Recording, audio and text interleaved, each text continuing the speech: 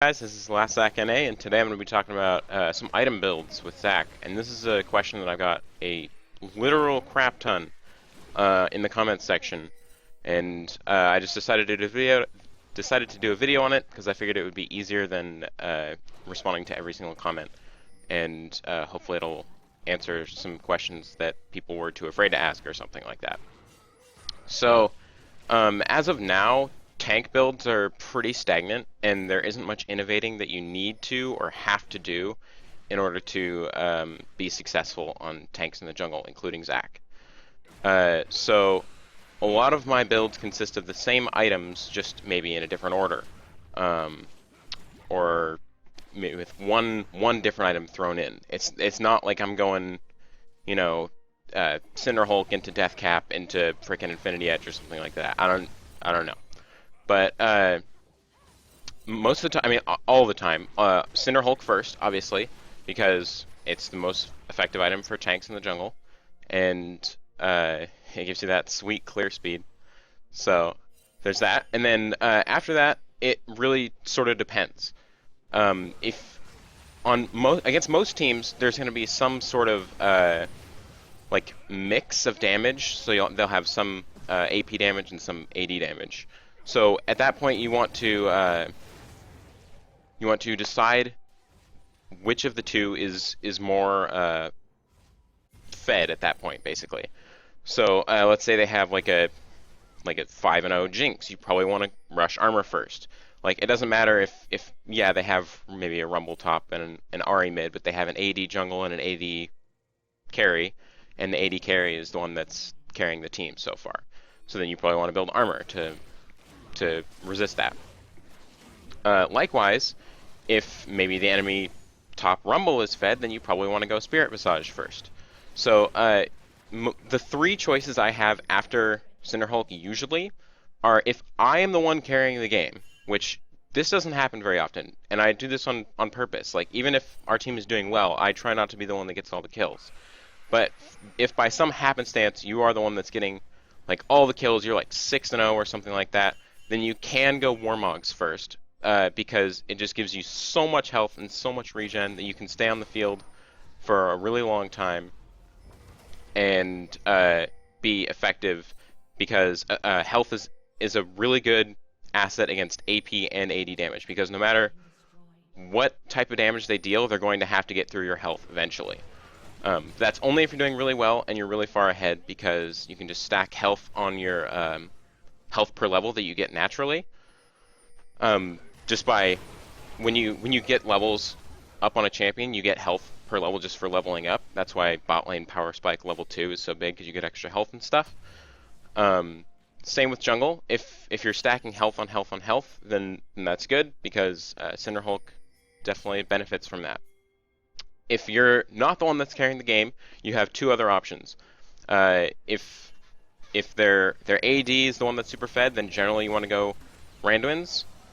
Or Thornmail if you're against an all AD team comp. Sometimes, like most of the time, I would still go Randuin's first, and then into Thornmail if they're all AD. If they're heavily AP, or the AP is the one that's fed, then you want to go Spirit Visage. And then after that, if they're still like super AP heavy, and maybe you have a lot of AP on your team, you can go Abyssal Scepter. I don't really like going Abyssal Scepter very much. That's only if you have a ton of AP and they have a ton of AP, and it's like two full AP teams versus each other. That rarely happens. So I don't want to like see everyone building Abyssal Scepter just because I did that like once. That's not what I mean. If you get my drift. But Banshee's Veil is fine after Spirit Visage. Spirit Visage always the first Magic Resist item. You go always. If you're gonna go a Magic Resist item, Spirit Visage first, always. Period. And then after that, generally I want to alternate because usually they'll have mixed damage. So I'll alternate the one that I didn't do the first time. So if I went Randuin, I always call it Randuino's Pizza. If I went Randuino's Pizza right after Cinder Hulk, then the next item I'll go will be Spirit Visage to make up for any AP damage that's coming in. Likewise, if I go Spirit Visage first, then the next item I'll go is probably Randwinds. Just because that's, like, you want to make up for the damage that's coming in, like I said. And then after that, a lot of times, people have been asking me why I've been building Catalyst, which is the item that builds into Rod of Ages. And don't go Rod of Ages. Please don't go Rod of Ages. It's not an effective item on Zac because you're wasting so many stats that it gives.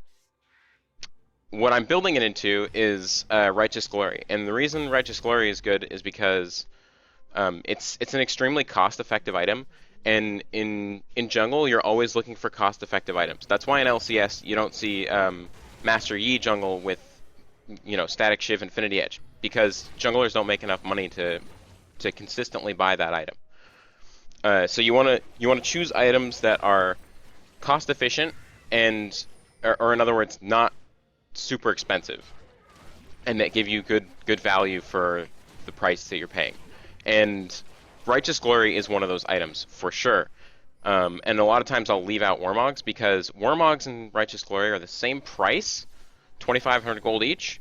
The only difference is that you lose a little bit of health if you go Righteous Glory, but you gain that awesome sweet active, and you get to slow down everybody. And most times I find it more useful than just like the straight health from Warmogs. A lot of times, not always, but a lot of times. So so at this point we have Boots, Cinderhulk, Randwinds, Spirit Visage, and Righteous Glory or Warmogs.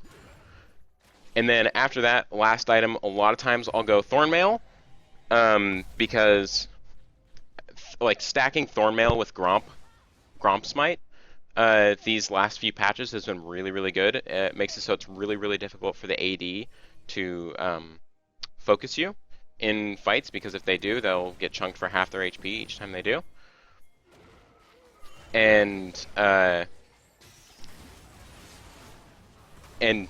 so after you like chunk them for half their health, it's very difficult for them to fight back. And then after that, or instead of that, I'm sorry, you can go Banshee's Veil instead. Like if they're largely AP team and you're getting hit by some like really significant one spell that's like, I don't know, maybe if like an Ash Arrow is consistently stunning you from halfway across the map, or maybe a Thresh Hook or Ari Charm or something, a one skill that does a whole lot like that, or a Blitzcrank Hook, then you can build Banshee's Veil. I don't particularly like to build Banshee's Veil because if they're Thresh hooking Zac into the middle of the team, then they generally lose the fight anyway because they just hook the tank into their team. But sometimes it can be useful. So yeah, and for boot upgrades, usually I just like to go Home Guard. Distortion is fairly good, but most of the time Home Guard's just the best, unless you're like stomping and you finished full build. But at that point, it really doesn't matter what boot upgrade you get anyways, because if you're stomping that hard, the boot upgrade is not going to make the game for you. But yeah, so the last few things I wanted to mention were just like somebody was telling me they were rushing Sunfire Cape after Cinderhulk, which is not a good idea. That going back to gold efficiency, that is extremely gold inefficient, because you're stacking the same passive that doesn't stack on top of each other, and you're losing a lot of gold for that. On top of Sunfire Cape not being the best item this patch, just because it's half defense, half offense, and you either want to go full defense or full offense most of the time, not half of each. So there's that, and then the Rod of Ages I already talked about. That's just not an efficient item on Zac. One item that is okay would be the Aegis of the Legion, that's what it's called. Or the thing, Iron Solari, Locket of the Iron Solari, that's what it's called. That's a good one to get if they're all AP, like I said. Maybe like exchange it for Abyssal Scepter. Say like if you don't have a lot of AP, but they do, you can go Locket. and that's pretty good because it uh, helps your team survive like high frontal burst.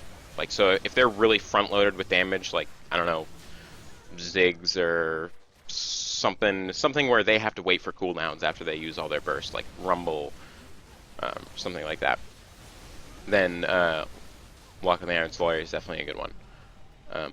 Apart from that, I really don't like building like AP on Zac very much. Like, people have asked me about Rylai's. Like, that just reminds me of that meme, like, yo dog, I heard you like slows, so you can slow while you slow and slow while you slow or whatever. And I feel like Rylai's is just over the top on Zac. Like, they're already stunned and knocked up. You don't need to slow them on top of that. There's no point.